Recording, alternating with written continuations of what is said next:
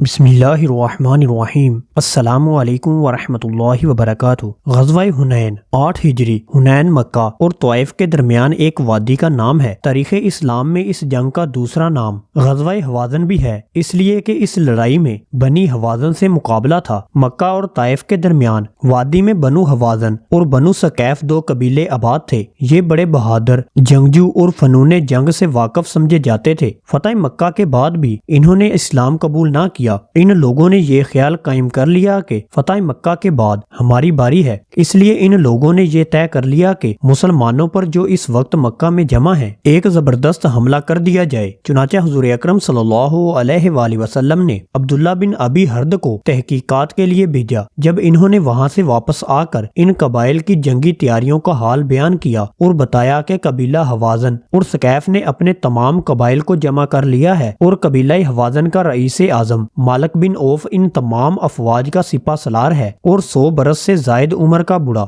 درید بن سما جو عرب کا مشہور شاعر اور مانا ہوا بہادر تھا بطور مشیر کے میدان جنگ میں لایا گیا ہے، اور یہ لوگ اپنی عورتوں بچوں بلکہ جانوروں تک کو میدان جنگ میں لائے ہیں تاکہ کوئی سپاہی میدان سے بھاگنے کا خیال بھی نہ کر سکے۔ نبی کریم صلی اللہ علیہ وآلہ وسلم 8 ہجری میں 12,000 مجاہدین کے ساتھ ان کے مقابلے کو نکلے۔ ان میں 2,000 سے زائد نو مسلم اور چند غیر مسلم بھی شامل تھے۔ دشمنوں نے اسلامی لشکر کے قریب پہنچنے کی خبر سنی تو وادی حنین کے دونوں جانب کمین گاؤں سے اس زور کی تیر اندازی کی کہ مسلمان سراسیمہ ہو گئے۔ مکہ کے 9 مسلم افراد سب سے پہلے ہراساں ہو کر بھاگے۔ ان کو دیکھ کر مسلمان بھی منتشر ہونا شروع ہو گئے۔ حضور اکرم صلی اللہ علیہ وآلہ وسلم کے ساتھ چند جان نثار صحابہ اکرام میدان میں رہ گئے اور بہادری سے لڑتے رہے۔ خود رسول اللہ صلی اللہ علیہ وآلہ وسلم تلوار ہاتھ میں لے کر رجت پڑھ رہے تھے۔ آپ صلی اللہ علیہ وآلہ وسلم کی ثابت قدمی اور شجاعت نے مسلمانوں کے حوصلے بلند کیے اور یہ مٹھی بھر آدمی دشمن کے سامنے ڈٹے رہے۔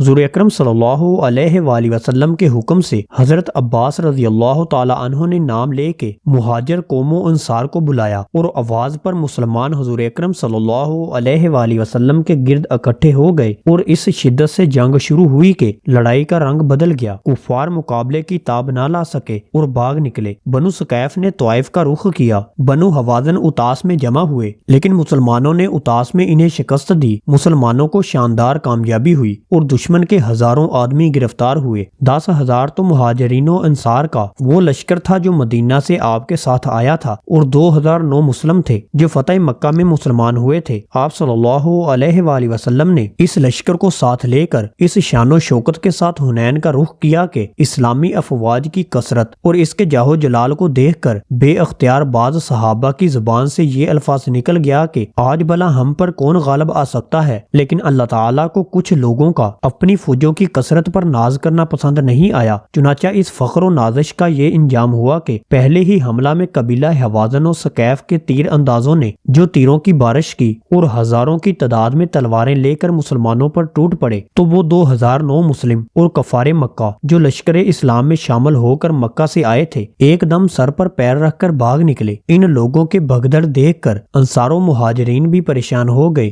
حضور اکرم صلی اللہ علیہ وآلہ وسلم کے پائے استقامت میں بال برابر بھی لغزش نہیں ہوئی، بلکہ آپ صلی اللہ علیہ وآلہ وسلم اکیلے ایک لشکر بلکہ ایک عالم کائنات کا مجموعہ بنے ہوئے نہ صرف پہاڑ کی طرح ڈٹے رہے بلکہ اپنے سفید خچر پر سوار برابر آگے ہی بڑھتے رہے، اور آپ صلی اللہ علیہ وآلہ وسلم کی زبان مبارک پر یہ الفاظ جاری تھے کہ انا النبی لا کاذب، انا ابن عبد المطلب، میں نبی ہوں، یہ جھوٹ نہیں ہے، میں عبد المطلب کا بیٹا ہوں۔ اس حالت میں آپ صلی اللہ علیہ وآلہ وسلم نے داہنی طرف دیکھ کر بلند آواز سے پکارا کہ یا معاشر الانصار۔ فوراً آواز آئی کہ ہم حاضر ہیں یا رسول اللہ صلی اللہ علیہ وآلہ وسلم۔ پھر بائیں جانب رخ کر کے فرمایا کہ یا للمہاجرین۔ فوراً آواز آئی کہ ہم حاضر ہیں یا رسول اللہ صلی اللہ علیہ وآلہ وسلم۔ حضرت عباس رضی اللہ تعالی عنہ چونکہ بہت ہی بلند آواز تھے، آپ صلی اللہ علیہ وآلہ وسلم نے ان کو حکم دیا کہ انصار و مہاجرین کو پکارو۔ انہوں نے یا معاشر الانصار اور یا للمہاجرین کا نعرہ مارا تو ایک دم تمام فوجیں پلٹ پڑی اور لوگ اس قدر تیزی کے ساتھ دوڑ پڑے کہ جن لوگوں کے گھوڑے ازدحام کی وجہ سے نہ مڑ سکے انہوں نے ہلکا ہونے کے لیے اپنی زریں پھینک دی اور گھوڑوں سے کود کود کر دوڑے اور کفار کے لشکر پر جھپٹ پڑے اور اس طرح جاں بازی کے ساتھ لڑنے لگے کہ دم زدن میں جنگ کا پاسا پلٹ گیا۔ کفار بھاگ نکلے، کچھ قتل ہو گئے، جو رہ گئے گرفتار ہو گئے۔ قبیلہ ثقیف کی فوجیں بڑی بہادری کے ساتھ جم کر مسلمانوں سے لڑتی رہیں، یہاں تک کہ ان کے 70 بہادر کٹ گئے۔ لیکن جب ان کا علمبردار عثمان بن عبداللہ قتل ہو گیا تو ان کے پاؤں بھی اکھڑ گئے اور فتح مبین نے حضور اکرم صلی اللہ